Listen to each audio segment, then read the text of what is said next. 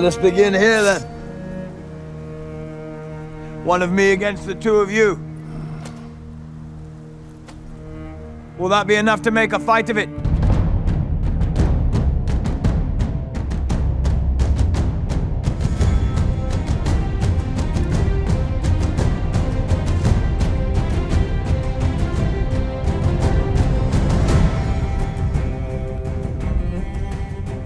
Welcome back to the official Game of Thrones podcast. I'm Greta Johnson. And I'm Jason Concepcion.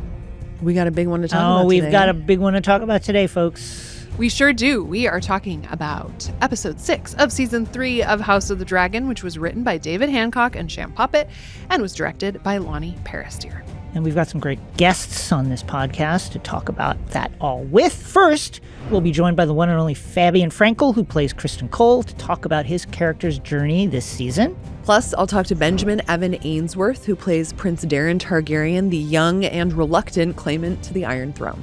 And then we'll talk to production designer Jim Clay about how he created the town of Tumbleton. All right, no time to waste. Let's get to it. Rhaenyra will not burn her own subjects. She is a woman. Squeamish. Jason, I think we got to just start at the beginning. Yeah. R.I.P. Sir Criston Cole. I think it was quite courageous from Cole in the last minutes, the last moments. He attempted to save the lives of his men by his own bravery and willingness to fight 2-on-1.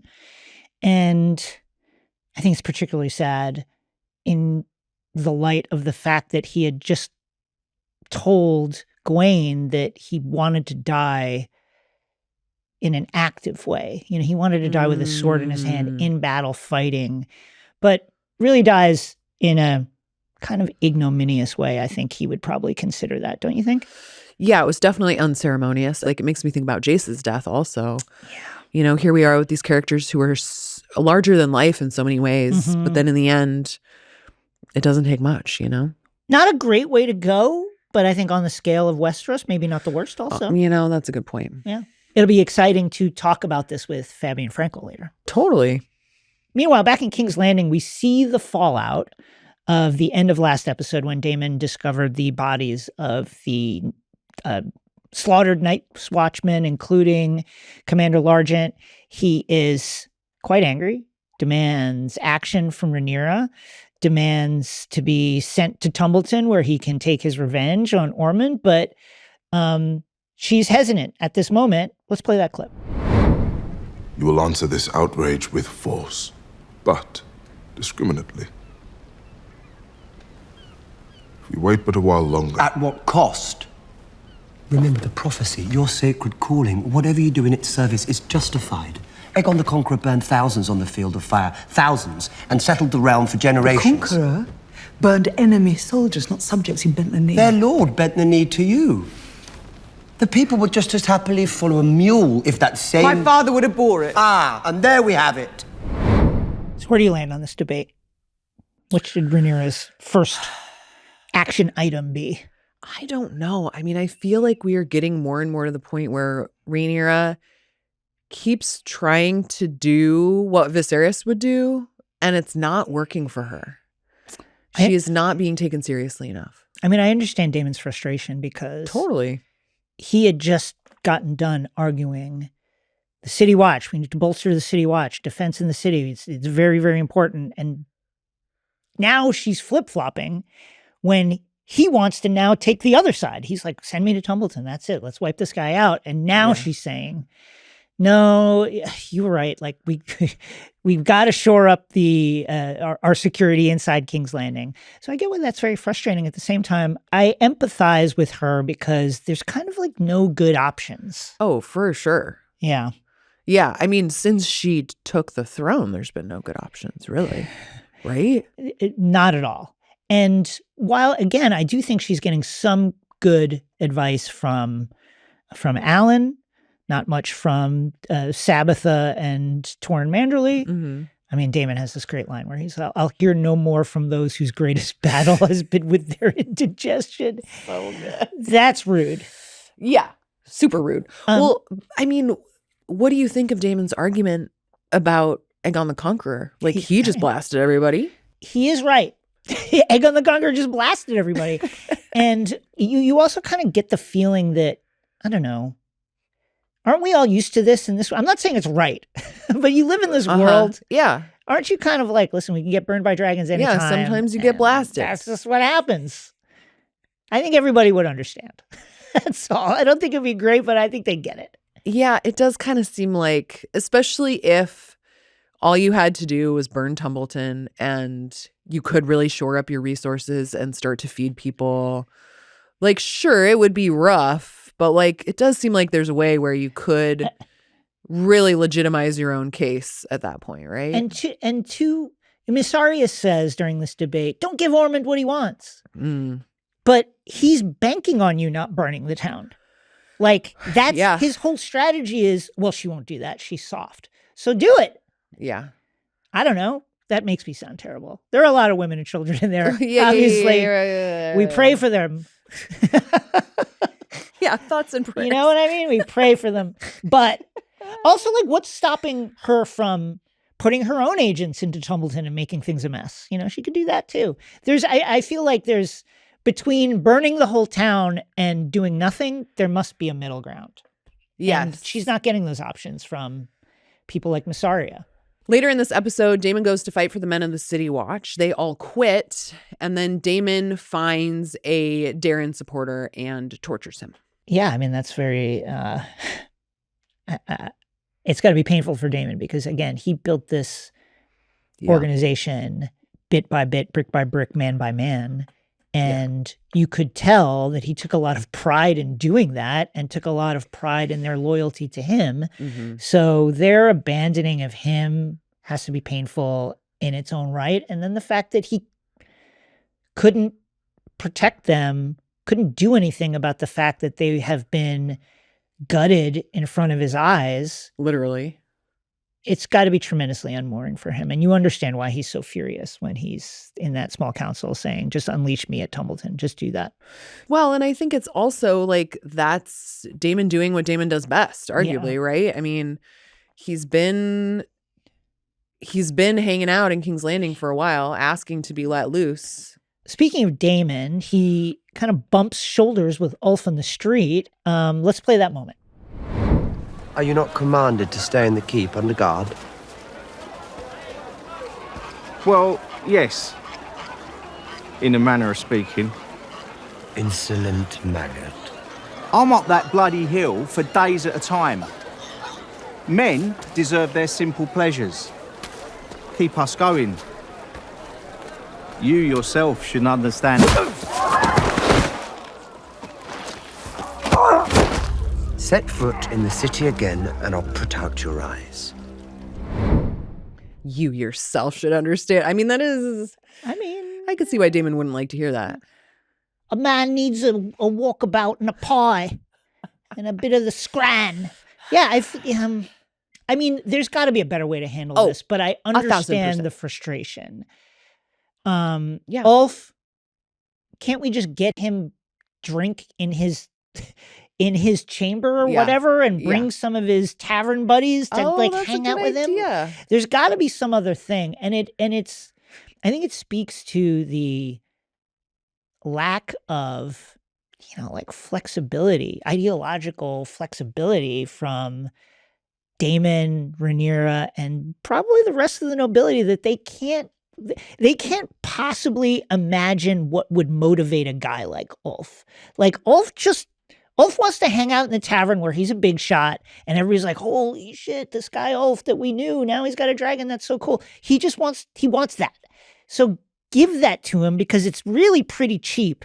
Super cheap. And don't humiliate him in front of everybody. Now, at the other hand, I mean, Daemon does have a point. Like, if one of the apparently many Ormond insurgents that are running around get a hold of him, it's over. And you're down a dragon rider. Well, I think this is where, again, we run into the problem of this is what happens when you put randos on dragons. Jace was right. It's chaos. It's probably not a great policy, although Jace was arguing that from a class warfare perspective. But he's not, I don't think he's wrong. No, and I also think, I mean, this this scene also, like, you see how little respect Daemon has for Ulf. Zero respect. And that feels to me totally like a class thing where he's like, who are you? You know, I mean, he treats him terribly. I mean, insolent maggot. Yeah, exactly. It's like he's treating him like a subhuman. Like an insolent maggot, which is very, very rough stuff. I guess from David Targaryen. I don't know. Yeah. That guy's riding a dragon. You just called him an insolent maggot. Yeah, in like the you street. should be nicer to that guy. Come for on. sure. Yeah. We also see Hugh, being called back to his life before all this, wanting to see his family, trying to get Kat to come with him and fly away with him. And, it's not a happy reunion. What was your reaction to that scene? I thought it was pretty sad. I mean, Yeah, clearly Kat is calling Hugh out on he has changed. And so much of it is kind of what we've been talking about, where like, here's Hugh believing in this other system that could help him, but jury's out on that. And meanwhile, like, it's not like he was able to protect Kat, right? So then what is the point of any of it, And he still believes it, but she's so skeptical. Yeah, it's like on the show Survivor when a contestant is like, I'm doing this for, I'm a single dad, I'm doing this for my kids. It's like, who's watching him? That's how I feel about Hugh, is like, Hugh, while I understand why he did this, and it made a lot of sense at the time, and it was tremendously courageous of him to claim a dragon. One might argue that the more courageous thing would have been to be with your family and to try and share in whatever hardships that they are enduring and to protect them from that. And I think Kat is absolutely right to call him out on that. And it's a hard thing for him to hear, clearly. Because I do think, Hugh's a guy who wants to do the right thing, and he thought he was doing the right thing. And I think he has reason to be excited about it too. He was chosen, right? That's cool, right? Let's talk about what's been going on in Tumbleton. Gawain comes to town. He immediately butts heads with Ormond, and Daeron opens up to Gawain that he's scared of Ormond and certainly not happy about being foisted upon the realm as king. Mm-hmm. And then the shit-stained assassins show up. Good plan. Not a bad plan, I suppose. It almost worked. It did almost work. Do you think the sense of smell is going to be Ormond's downfall? It just seems like, can you hang in battle if you can't stand stinky things? Again, I just think that it must be a particular kind of torture. I feel really, really bad for the guy living in a medieval milieu with like a canine level sense of smell, but on a human nervous system. I don't think it's good. You feel bad for Ormond. You have in the sense that empathy for him. This can't be fun to live this way. He's got to be huffing that perfume bottle like all the time. There's got to be barrels of that stuff somewhere, oh my God. On a wagon somewhere. Part of what's so complicated about what's happening now is that Ormond is creating a faction on Team Green. Right. Which then to wonder how all of that will pan out is a whole other question. He's kind of doing it over Alicent's head, right. Over everybody's head. Yeah, he just decided to do it. He just kind of decided to do it. And with a dragon that's not even that big. No, he's a little guy. So is this a crazy gamble, or is he crazy like a fox? I'm not sure yet, but I think that Ormond he's a guy to worry about, because whatever he's up to, he has thought it through quite a bit. Yes. I think that is the case. Yes, that is very clear. I think he clearly selected Tumbleton with the idea that either Rhaenyra is going to be too soft to kill everybody, mm-hmm. and we can set up here and make her look bad for an extended period of time, or she does do that and she looks terrible and is delegitimized in the eyes of the realm. Yeah. Larys and Aegon, shall we? Let's talk about it. So they're burying Janos. Now they're also joined by Tyland. Our duo has become a trio. Immediately on grave digging duty, Tyland. Guy survived the drink and is immediately like, well, you got to dig the hole. Jesus. So yeah, they're debating where to go next. Mm-hmm. Anything strike you about this scene? Well, again, just Tyland being like, not water. Don't do it. Yeah, like, I think that, I think that it is a very self-serving plan from Tywin Lannister to underline Larys's point. Like, oh, let me get this straight. You want to take the king to your home castle. Right. That's very interesting. I think Larys is right to point that out. At the same time, it does sound as good a plan as any. Right. I mean, what else do they have at this point? I think if Aegon is interested in being king, staying is the only thing you could do. Is Aegon interested in being king? It's unclear right now, right? Yeah, right. I think he's struggling with it. Don't you get that sense? Yes. Yeah. He isn't sure what is next for him. And I think neither is Larys, which is pretty interesting given that, especially, I don't know, I think about like season 1, season 2 Larys, he was seeing 7 steps ahead of everybody.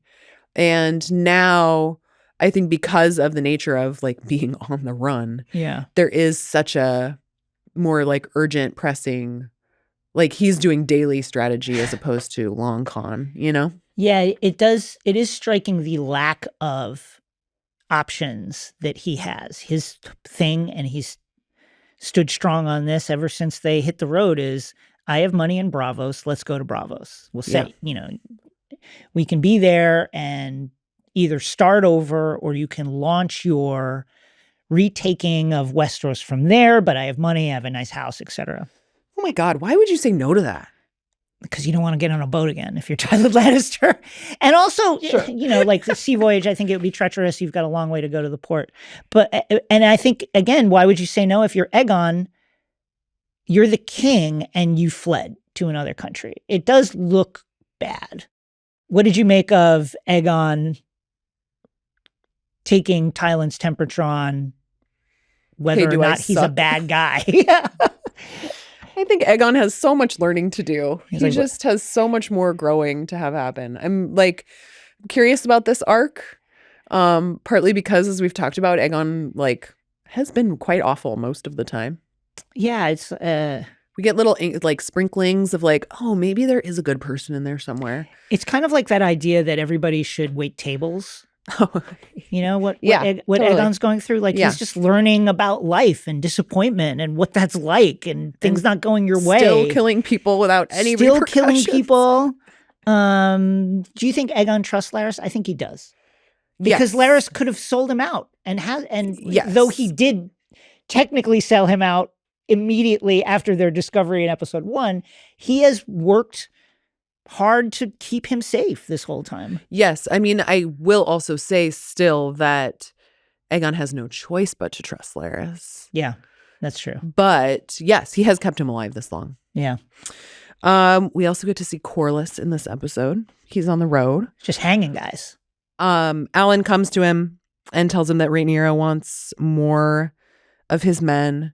Corlys is hesitant. I think the scene is so interesting for so many reasons, partly just because you get all of a sudden this new dynamic of like Alan speaking on behalf of Rhaenyra to Corlys and Corlys being reticent, which is like, we have not seen this dynamic at this point. I mean, I get Corlys's perspective, don't you? For sure. It's like, what, you want more stuff? Yeah. Really? I've lost my wife. I've lost my son. My house is burned down. I've lost X amount of sailors at sea. Yeah. And you wouldn't give me the thing I asked you for? All I asked was like your signature on a piece of paper. You won't do it. And now you're here being like, hey, send more guys. I get it. If I'm Corlys, I'm like, no, absolutely not. What do you think it would take for Corlys to forgive Rhaenyra at this point? Her signature on the legitimization piece of paper. Do you think if she did that now, he would be? Yes. I think he would be like, great, he's put up with so much, really. I mean, he has. He's been more than most. He has been incredibly loyal, and has carried out his duty to his family and his, kind of extended house admirably. And I think that's the one thing he wants, is to make sure that his legacy will continue. Yeah. With his own blood, which Alan is. So give him that. And I think he comes right back into the fold. That's so interesting, because I could also see him being like, I asked you for this thing. You said no. And then you sent my kid to ask me for something else fuck you. This is too little, too late. I don't want your stupid signature anymore. I mean, I think the legacy piece is just worth too much to him. I think it's I worth, hear you. I mean, yeah. Yeah. History remembers names. I think he's the person who said that, and I think he's right. Yeah. And I think, it really does seem like a really small thing from his perspective. Oh, I mean, it is. Yeah. It isn't not anyway, Alan and Bela, big episode for them. Uh-huh. We saw them, vibing. What else can you say? We were vibing. Bela was really feeling that deep voice and the beautiful eyes, and He does have a deep voice. we Beautiful just eyes. went in there. Your thoughts? I mean, adorable, actually. Cutest incest ever? Cutest incest ever, and more removed than their typical kind. Yeah, I like that. Yeah, we actually got a chance to ask Bethany Antonia, who plays Bela, and Abu Bakar Salam, who plays Alan, about this scene where they make out. Abu and Bethany, thank you both for coming back onto the podcast. Thank you. Of course, we talked to you about episode 2, but we have a quick question for you in this episode 6 because things have taken a turn for y'all. Hey, I don't know what you mean. What are you talking about? Yeah. That memorable, huh? Great. Oh, she got it bad. She loves him. Yeah. So what was it like filming that scene, and what do you think it is that draws these characters together? What was it like filming that scene? Oh wow. Okay. You know what? It's really funny because it was great fun. It was a real fun time. Like it was one of those moments where, like, I think we knew it was happening. We knew it was going to happen. I mean, for Alan anyway, it's the idea of falling in love or any sort of intimacy is very new to him. So it was like both awkward but also really touching. Yeah. It was great. It was really sweet. It was sweet. It was a sweet scene, and I remember thinking to myself, okay, we've got this scene where we've got to kiss and we've got to be like, but then I've got to kind of look dashing and cool, and I probably looked really goofy as hell. We're gonna watch it back and be like, oh no, oh god. But I thought it was really wonderful. It was like a lovely moment to physicalize the feelings that have been there, right? That have been kind of simmering and boiling underneath. Yeah. Yeah. So how do you feel about the incest of it all? Wow, geez. Okay, go straight Handle. into it, don't you? Listen, guys. I mean, we've seen worse. We've seen Distance. There ain't no distance in that. It's not even one removed. You know what? The thing is, this is a trick, right? Because if I try and justify this, okay, it sounds Right. terrible. Yeah, Okay. But then if I say no, it's not real, everyone's gonna be like, you don't love her. Jace should have survived. Well, you know what? You just got to sit in it. I'm just gonna sit in it. I'm gonna take it in. Yeah. It's love, guys. It's love. They love each other. They love each other deeply. You cannot And it's break love. kind. I remember when we were shooting it, we were saying there's not many couples in the show who just like each other. Yeah. You know? Yes. It's not that deep. Yes. There's no drama. They're not trying to win Yeah. anything. They just fancy each other. And it's Yeah. really nice. Yeah. Let them just have it. Well, thank you both so much for coming back on. Yeah, Thank thank you. And yes, congratulations on an actually sweet relationship Thank in the you. show. Thank Yeah. you for us. I love, Alan is so composed and so bottled up. It was nice to see him kind of on his heels because of this, right? Yeah. Vulnerable in a way. Yeah.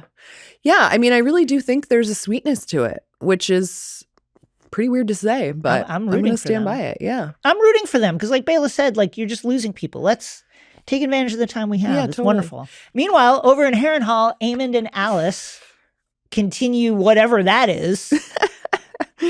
And she has 5 dragon eggs hidden in the castle from 100 years ago. This was a cool reveal. What did you think? Dun, dun, dun.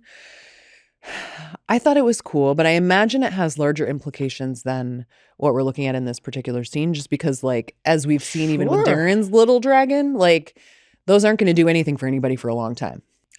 Yeah, they're going to have to be hatched. Right. But I think the idea is, I think Alice is saying, you and me shack up, probably in haunted Harrenhal, hatch the eggs, and then we are a dynasty unto ourselves. Let's just do this thing here. But like in 100 years. Well, I mean, at least 20, right? It would be formidable dragons. It would be a number of years, but I think you could probably have a viable fighting dragon, as we saw from Daenerys's path, in less than 8 years, something like 5, 6. You know, you'd have like a pit bull-sized dragon that's like pretty dangerous. That's, you know. Hello, I'm Alice Rivers. This is my weird husband and my 5 tiny dragons. I know, but you know, and they'll only get bigger. That's true. You know, so you do. I mean, I see the vision. The question is, does Aemond want to do that? Yeah. Before we go to our interviews, let's talk about Alicent and this really kind of ill-considered escape attempt, I think. She reveals to Rhaenyra that Helaena is pregnant, which she had to do, and as an act of good faith is like, hey, I know where Aemond is. I've been keeping that secret for a little while, but listen, he's in Harrenhal. So Rhaenyra says, okay, you're going to go over there, and left unsaid what she wants, but I would expect the idea is kill him. Yeah. I mean, I guess. It's all so messy. So you stand by Alicent's decision to tell Rhaenyra that Helena's pregnant? I think she had no choice. I think she understands that Rhaenyra would understand that subterfuge to protect one's children is understandable in some way. You know, I think she made the calculation that Rhaenyra would understand that, and I think she's right. Like, yeah. Despite the fact that Rhaenyra, I think, would kill Helaena if she has to. She understands this. Kill Helaena or kill Helena's child? Kill Helaena and the child, both. Yeah. Yeah.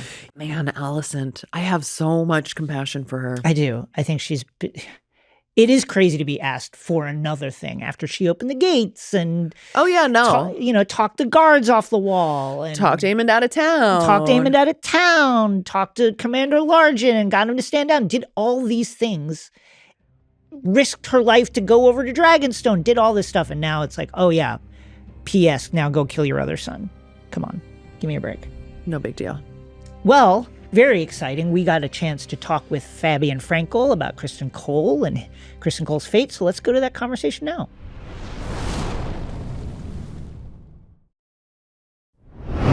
Fabien, thank you for coming back on the podcast. Thank you so much for having me. Thank you. Criston Cole has really been in an existential malaise this season and not hiding it from anyone. How would you describe his mind state throughout this season? You know, I feel like the scene in episode 8 of season 2 with Gwaine is such an accurate depiction of where he ends up at the end of season 2 and therefore where he starts in season 3. You know, it's this like there's this kind of nihilism to him. Mm-hmm. Brian kind of alluded to this, like, Apocalypse Now-esque kind of Brando-ness. Not that he's equating my acting to Marlon Brando's, obviously, but more so, I think, like, you know, this isolation, this kind of living so deep within one's thoughts that you lose sense of what's happening outside of the world that you're in, mm-hmm. which changes over the course of the season. You know, he does find his purpose again. He does. Well, and I think it's interesting too to see his relationship with Gwaine evolve, because it does seem like there is some sort of friendship there, which means Cole must still care about some things, right? Yeah, and I think as much as he laments the notion of having a friend, I do think he's found someone that he actually quite enjoys spending time with. You know, it's that yin and yang thing. It's like they really couldn't be two more different people. Mm-hmm. And they couldn't come from two more different worlds. And yet I think from Gwaine, especially in the fight, and I think he in episode 4 of season 2, in the Dance of Dragons. I think he saw that this is a guy who really is willing to put his life on the line. And I think that's enough for him to feel that he's an ally rather than an adversary, you know?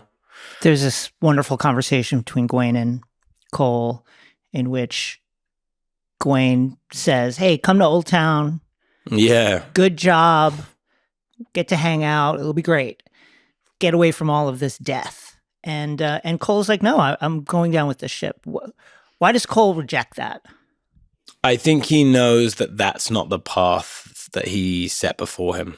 You know, I think Cole, no, I don't want to say has grand designs, but it's like he said, I'm the realm's greatest warrior and I will die as such, clear-eyed, unbent, and glorious in battle. And I feel like that typifies everything that he is, everything that he thinks he is. And that this is a guy who started as a soldier and will finish as a soldier. And all the bit in the middle takes up a much smaller part of his chapter in his mind and in his heart than the beginning and the end do. I think he has this notion of what the end looks like for him, and there's a glory to it. And unfortunately, the easy option, which is the option that Gawain offers him, and is the option that he offered Rhaenyra many years before. Right. I think he's learned that the truth is the world isn't that easy, and that if you aren't willing to die for what you love, then there's not really any point in it. And he's a man of extremes, and so the option of taking the most extreme end to his life, which is what it ends up being, is the most poetic one to his journey, and I think that feels apt. Well, I think it's also worth noting that, I mean, Criston Cole is not wrong about the state of things. You know, like he's got perhaps the most realistic point of view of the future of this whole thing. Yeah, I mean, Sarah wrote it so well, and you know, the dragons dance and men are like dust under their feet. All our fine thoughts, all our endeavors are as nothing. We march now toward our annihilation, I think is what she wrote. And like that is that to me is exactly what is happening. You know, suddenly you've realized how small you are in the face of these huge beasts, and that all of the sitting around the small council, you know, discussing what the potentials for what's going to happen in this world are, feel almost ridiculous in the face of these beasts and these beings that are so much more powerful than any of our words will ever be. I love that. I would love to hear a little more about actually filming your death scene. What was it like to prepare for that? Well, you know, I mean, this is a very rare thing that happened. Is I shot my death scene was the very last scene I ever shot, which was my final day of filming. I had an arrow in my eye that had taken 3 hours of prosthetics. We'd been shooting the fight scene in the lead up for 2 days. So it was really like, I didn't expect, and you know, a couple of friends of mine like Matt and Freddie had said, you know, you probably will be very emotional when it finishes. And I think the kind of mountain that is filming the show to climb makes it feel like you won't be, because you think you'll feel relieved that you managed to achieve what you set out to achieve, and actually it was the opposite. I felt I genuinely felt immensely emotional. I feel emotional thinking about it now. It was such an amazing way to finish something that's been such a massive part of my life and definitely the biggest part of my career. You know, it's 5 years. I was like 25 when I got cast, and so it was like a weird thing. It was a weird thing. You know, I was genuinely very. I was very moved at the end, I have to say.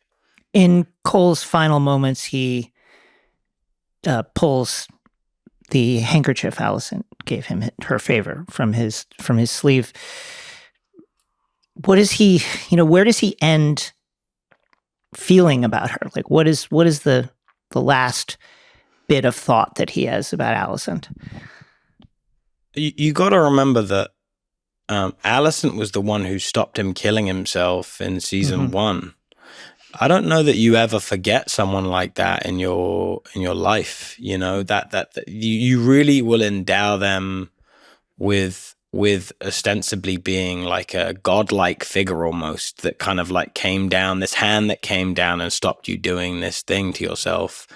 So if that was the closest he's ever been to death prior to this moment, and that was the face that he saw then, I can only think that it's completely sensical that the last thing he does before he dies is like take her favor. And I mean, he knows he's going to die. If it's not going to be as soon as he's surrounded by all those guys, right? The way that it happens is so sudden. But I think no matter what, he was going to die in that moment. So you talked about this a little, but I'd love to hear, I mean, I don't know, what's it like being done with your part in this show after, weird. To your point, spending so much, I mean, this was a career-defining role for you. Yeah, I just got a lot more free time, it feels like. It's exciting to a degree because you feel this sudden feeling of like, oh, what's to come? You know, I always had this, there was always this kind of school feeling, and that's by no means to diminish but the experience of going back, right? You're going back, you're seeing all your friends again. And it feels a little bit like when you finish school, it's like you're equally so sad to miss all your friends and think back. And the further away you get, the more you think back on the memories you've made and the friendships you've made and this real nostalgia that exists. But then you also feel like, all right, what's this next phase going to look like? You know, what's it going to bring to a degree? And, you know, getting the chance to step away from this thing, I think makes me realize how good I had it, you know? Because I think when you're in it, you forget. It becomes, you know, I was thinking about that. I said this with Olivia in an interview the other day. I was saying, you know, when you start, the first time you walk onto a set that big, or the first time I saw St. Michael's Mount, which is where we shot some of season 1 or some of the locations, you're so green to that and to how rare it is to get to make a thing that is this grand and on this scale. And of course, like you go and make a kind of movie that's, you know, a 500th of the size, and you're like, oh dude, wow, this room is small compared to this is just a regular size kitchen, you know. Like where are the horses at? Where are all the people? So how, I feel like we got to do an imposter syndrome check-in. Please. Partly it's just so interesting looking back to when we talked to you almost 4 years ago now for season 1. And yeah, you just seemed so like still kind of freaked out by the whole thing, you know? Yeah, I was, and I felt less that way this time around. I mean, I still felt nervous going into 2, but I don't. Certainly going into season 3, I didn't feel the same level of nerves, and it kind of frees you up in a way, that stuff, because nerves are good to a degree, but you kind of, there's that. I don't know if it's Marlon Brando or someone said, like, you got to make it look like you don't care. You know, you got to convince the audience that you don't care. But it takes a lot of hard work to get you to that point, you know? Finally, how would you memorialize Criston Cole? You know, the things to remember about this man. What would you say? I think I'd say he's someone who has made a lot of bad decisions, but he's someone who feels. I don't think he's someone who doesn't feel. And as an actor to have gotten to play that part, not that this is so much Cole's eulogy or anything, but you know, that was a joy for me. He wasn't, and apart from at the beginning of season 3, a little bit nihilistic, but he had belief, and and as wrong as he was, he had such faith in his wrongdoings that it was enjoyable as an actor to get to play a part like that. You know, it's hard. I really get why he was so disliked at times, and I understand how people, but I never, you know, it's like I never saw him that way. I could never see him that way. It was so unbeneficial to me to see him in that way. Of course. So and it's an odd thing because you can't, as an actor, really separate yourself from the character as much as you know that what they're doing is so morally reprehensible. You have to believe that they think in that moment that they're doing the best possible thing that they can. And by the way, that can be the most selfish thing in the world, but there's purpose to it. You know, if it's in the interest of oneself, then it's in the interest of oneself. but you know where it's coming from. But I don't know, man. I'll always have a soft spot for Cole. I can't help it. I root for us, the Greens, so much. I have no time or energy for anyone in Team Black. I see them come on screen. I don't like them. I immediately genuinely don't like them. And I can't help that. And I don't know what that, I swear, I literally see them and I'm like, God, I hate all of them. I don't like Daemon. I don't like Rhaenyra. I don't like any of the people in their team. I don't like what they stand for. And I see our guys, who, by the way, have done so much wrong stuff. And I see our guys, I'm like, there he is, dude. There he is, Aegon, baby. You legend, dude. You're a good guy. You did the best you could. Even Aemond, I'm like, you go, buddy. You're a little crazy, but it's not your fault, dude. You had a fucked up childhood. Someone took your eye out. Like, what are you saying, dude? Cole's a little broken too. He got heartbroken early on. He's a little irrational. But I can't help it, dude. I root for all of us so much, and I really hope that we win. I really hope that we win I feel like it's like the World Cup. Like, yeah. I believe it in my bones that we've got this. That's gorgeous. I love that you drank the Kool-Aid that hard. Oh my goodness. Well, Fabien, thank you so much for talking with us. This was really a treat. No, thank you guys. I really appreciate it. That was so cool to hear from Fabien Frankel. Now, Greta, I'm excited to hear your interview with Benjamin Evan Ainsworth. Let's listen to that now.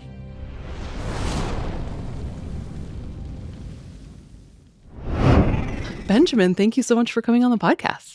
Well, yeah, thank you for having me. What was it like learning that you would not only be part of this cast, but also that you would be a Targaryen claimant to the Iron Throne? I still don't think it's really hit me. I feel just so fortunate to be in this position and this season to act alongside James Norton, Freddie, and Joplin. I mean, I'm a fan. Like, I watched Game of Thrones. I binged it in 2 months before I had even auditioned for House of the Dragon. And so the whole concept of being a Targaryen is such like a wild idea. I love that because I feel like Daeron himself is also like, it seems like it hasn't sunk into him either. You know what I mean? Yeah. No, for sure. I think he was, he was sent to Ward to Old Town when he was much younger. And so has lived, away from his family for all that time. And in some ways that's benefited him because he's not had to deal with the chaos and the sourness of the Dance of the Dragons, which is starting up. And so I definitely think there are some parallels between Daeron and kind of my experience. And almost, this episode where Gwaine comes back. I look up to Freddie Fox. I think he's wonderful and such a gent as well. And I think that admiration is mirrored in Daeron and Gwaine's relationship. And Gwaine acts as almost a relief for Daeron under the pressure and this mask of perfection, which he has to try and balance all the time with Ormond because of how chaotic things can be. I feel like chaotic is a very nice word for that. maybe too nice. I do think Daeron being a ward adds a level of complexity to his character. I mean, you talked about it a little bit, but it seems to me there's still so much of like a kind of an identity crisis in a character like Daeron because, yes, he is a Targaryen. Yes, he rides a dragon, but he has been saved from so much of the chaos at court. And also that means, I mean, even to Ormond's point, like, is he a Hightower or is he a Targaryen, Yeah. And I think, like you say, it's something that's not just the situation he's in, but also an internal struggle of Daeron's this season and coming to grips with as things are escalating, like there's a vast scene where he's playing with Ormond and it's revealed that a coin with his face on is in King's Landing and he's being posed as the king. And so there's this lack of control Daeron has, but has to sort of deal with being positioned in these kind of ways that, threaten his family, And so exploring that and the dynamic with Ormond has been really interesting. And I love sort of the ambiguity as well. Like, where does Daeron sit in kind of, is he aligned with Ormond? Is he completely away from Ormond? And it's certainly like a grey area, which was, amazing to sort of play with the fantastic James Norton, who kind of is so good as Ormond. So you mentioned in this episode we get the coin with Daeron's face on it. What kind of king do you think Daeron would be? Oh, reluctant? Yeah. I don't know. I'd like to think he would be just. He's been forced to be very aware of his surroundings because of Ormond. Mm-hmm. He's been forced to be aware of when things are tipping over the edge. And I think he'd have a good eye for who to trust as well because of that. I don't know. I'd like to think he'd be a decent king. I mean, it seems like he certainly has that potential. I think to your point, it really depends on who is around him. If Ormond is still right behind him, then it's just probably going to be Ormond calling the shots, right? And Daeron is just more of like a figurehead. But if he really does have some agency in it, I think it could work. I think that's, exactly the question. And whether he wants to be a king. That was my next question. Yeah, what do you think? Yeah. I think it's nice that it's ambiguous. I think it's still something he's deciding upon, but I think that the kind of the deliberation and it's almost like Gwaine returning in this episode, it almost grounds him again after the chaos which has ensued, and for him to come home and to be like, well, what on earth has happened since I've been gone? You've been styled the king, you've been this, you're sucking up to Ormond again, and sort of being brought back to earth after all of this new news and this new role he's been given. I think he's between a rock and a hard place, between Ormond and Gwaine as different kind of fatherly figures, but then also between this decision of who he wants to be. Yeah, I mean, it also makes me think of the quote that Daeron has from this episode saying, I hate who I am when I'm with him, about being with Ormond.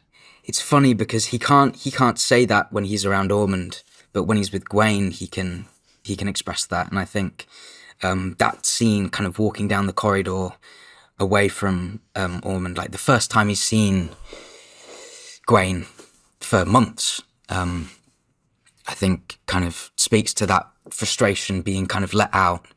And the first time he's been vulnerable, and he's been allowed to be vulnerable with another person as well. Yes.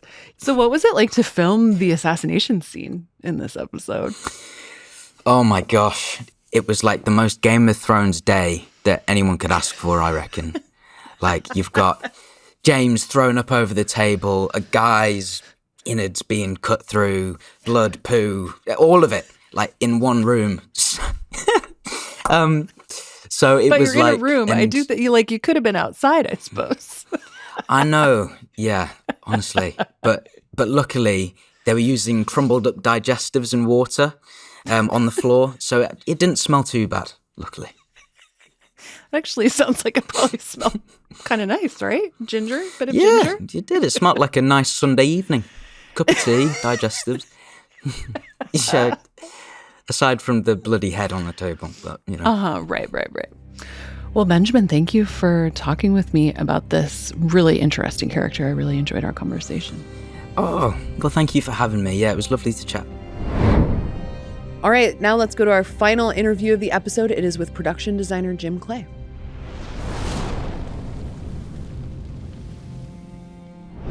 Jim Clay, thanks so much for coming back on the podcast. My pleasure. It's great to have you. So you've been working on the show since the very beginning. You seem to outdo yourselves every year. How did you feel going into season 3? Well, I think we had to outdo ourselves again. And of course, upping the ante usually ups the budget as well. So we always have that balance of things to cope with. And of course, the brand new location for this season is the town of Tumbleton. Talk to us about bringing that to life. Well, Tumbleton was our big new world, which we wanted to create. It was south of King's Landing in the storyline. It was edging towards a warmer sort of climate. And we wanted to find an architectural vernacular which distinguished it from the areas we'd built of King's Landing. Season 1 and Season 2, we partly filmed King's Landing in Spain. Tumbleton, we did scout, thinking we might find a location for it. We went through Spain and down to the toe of Italy, And I latched onto this architectural style based on the Thule buildings, which are these stepped, staggered roofs, and that seemed to distinguish it quite a lot from King's Landing. So that's what we went with. That's so interesting. I feel like in Tumbleton, we're really getting a sense of common folk in a way that it's just so built out there. And I wonder, like, how much did you think about just those characters and their day-to-day lives, given the fact that, you know, we don't actually spend time day-to-day with them at the same time, you know? We don't. A lot of it was background action, but I worked closely, obviously, with my set decorator, Claire Richards, deciding what these people did for a living. What did they sell? What did they do? What was their occupation? And we were also talking with Carol Ann McCall, the costume designer. We had many meetings, actually, just the three of us, just to make sure we were all on the same page. And then we're running by this Ryan, running it all by Ryan as well. So it was a collaboration of ideas for that. And I think we decided it was obviously a smaller town than King's Landing. It was fairly peaceful. It hadn't seen war in many, many years, so they weren't prepared for a battle or a siege. Ormond Hightower, when he came with his army, he started to rebuild some of the battlements so that he could defend the city. So those were the sort of thought processes we went through. Ormond's a pretty particular guy. He takes over the... You can say that again. Yes. Yeah. He takes over the home of the Footleys. Yes. Tell us about bringing that to life. It's such a exquisite set. Thank you. Well, I talked to Ryan a lot about this and what the style of the Footleigh Holdfast should be. And Ryan's brief was that Lord and Lady Footleigh were fairly cultured people. They were peaceful people. They'd built a nice home for themselves with a sense of opulence, a sense of culture and good taste. And obviously, Ormond latched onto that because that's sort of his style as well. So they, Lord and Lady Footleigh, were pretty well put out when he came and took over their home and started to make a war room out of their main living area. A sort of warm, fairly cultured manor house is what it is, really. Did you build models as a kid? I did. It's funny you should ask that because I built theatre models from the age of about 10 or 12. Wow. And I became quite obsessed with my model theatre.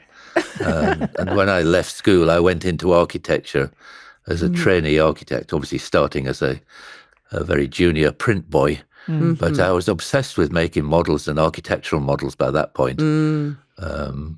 I had seen an amateur theatre production of the musical by The Gondoliers by Gilbert and Sullivan. And it was probably a pretty amateur production because it was given by the girls of Kirby High School in northeast Yorkshire. But I was obviously so impressed with the lighting and the sets that I just thought, this is what I want to do with my life, is to be in the theatre or television. And so the model making is a big thing. And often I model make as part of the design process. And that is essentially to make a miniature version so that you know what you want to scale up to?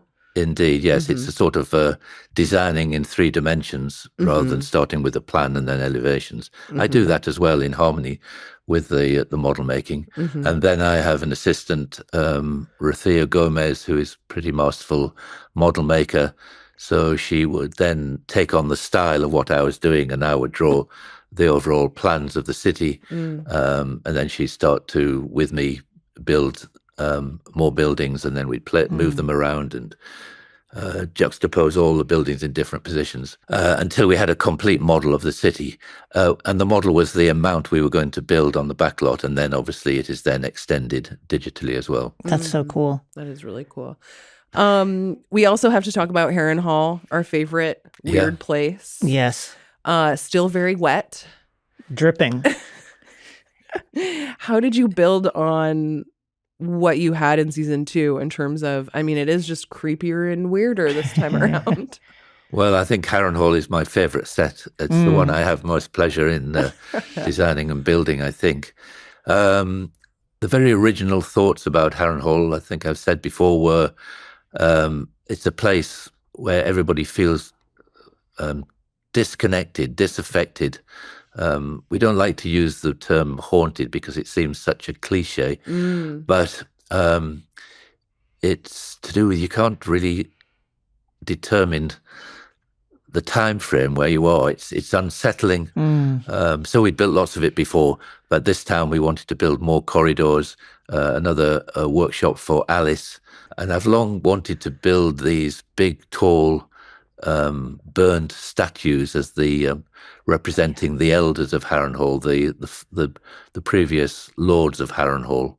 And this was an opportunity on season 3 to get that into one of the corridors open out into an open space, and the statues are all charred and burnt, and they're very tall. They're 7 meters tall, some of them, and they nestle in around a staircase. So that was one of the things. Every time you walk down this corridor, down a staircase, you're reminded of the elders of Harrenhal who've perished. If there were one prop that you could steal from House of the Dragon, what would it be? Well, I think if I was going to steal one prop, I would need a 40-foot low loader with me, because I'd like to take the statues from Harrenhal. I had a feeling that's what you were going to say. And put them in my garden, and it would certainly scare the neighbors, that's for sure. Well, Jim Clay, thank you so much for joining us. Yes, thank you. My pleasure. Good to see you. Before we go, it's time for our parting words of the episode. Jason, who do you want to talk to this time around? I'm going to talk to my guy, Ty. Ty Lannister? All right. Thailand. It's very simple. If your king says, hey, am I a bad guy? You just say no and keep it pushing. This no, but, I've always thought of you as, that kind of stuff doesn't work. You say no. What? That's crazy. You're great. Love you, man. And then that's it. Move on. Come on, bro. Terrible. That's amazing. I think you're not wrong. That was bad. Okay, I want to talk to Criston Cole. Let's hear it. Criston. Sir Cole. Sir Criston. You can get help. Oh. It's not too late. Find a person and talk to them. I guess by now it really is too late. It is too late now, but I guess I Gwaine should have said it last there, episode. and Gwaine would listen.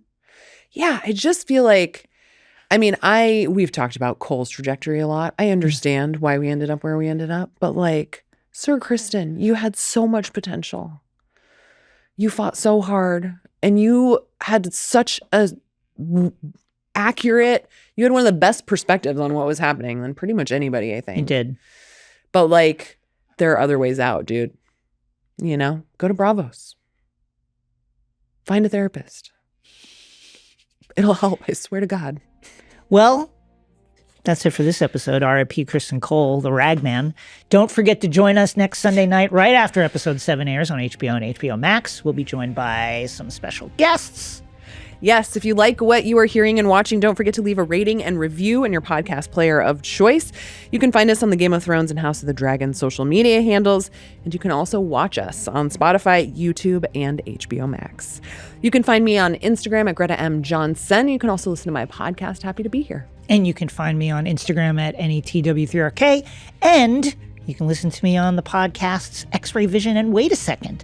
The official Game of Thrones podcast, House of the Dragon, is produced by HBO in collaboration with Same Boat Studios.